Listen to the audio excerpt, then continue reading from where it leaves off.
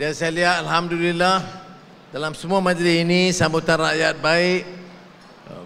Orang Islam bersama dengan Cina, India, orang asli itu turut merayakan dalam keadaan yang sangat aman dengan penuh rasa kasih sayang dan hormat menghormati.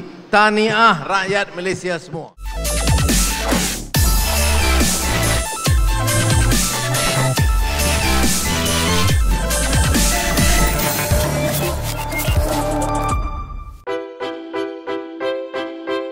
Ini membuktikan bahawa rakyat, di peringkat rakyat, keadaan itu baik. Hubungan kaum baik. Saya minta rakyat lihat kepentingan kita, kekuatan kita. Kerana tak banyak negara, pelbagai kaum yang boleh catat rekod seperti di Malaysia. Pulau Pinang sebagai satu contoh.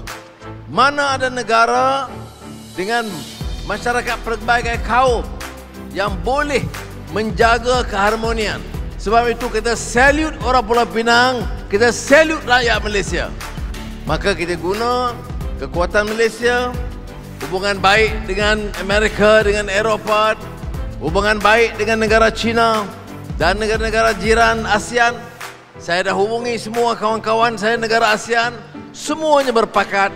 Dia kata teruskan usaha, cari jalan atas nama dan semangat ASEAN, 10 negara ASEAN. Tapi syaratnya kita mesti jadi contoh baik.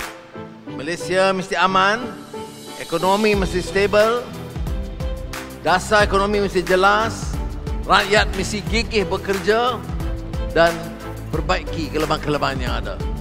20 tahun dulu kita fikir keperluan LRT di Pulau Pinang. Sekarang kita terpaksa lakukan. Sebelum itu, kita rasa lapangan terbang bayan lepas sudah cukup besar. Sekarang sudah sesak. Semua ini menuntut kita cari jalan, kembangkan dan perbarui. Jadi saya harap saudara-saudara, semangat ini harus kita hidupkan. Dan dari segi masalah yang dibangkitkan tentang tarif yang dikenakan itu, kita harap mudah-mudahan melalui jalan-jalan kita, perbincangan dan perundingan atas nama Malaysia dan atas nama ASEAN, kita dapat leraikan dengan sebaiknya.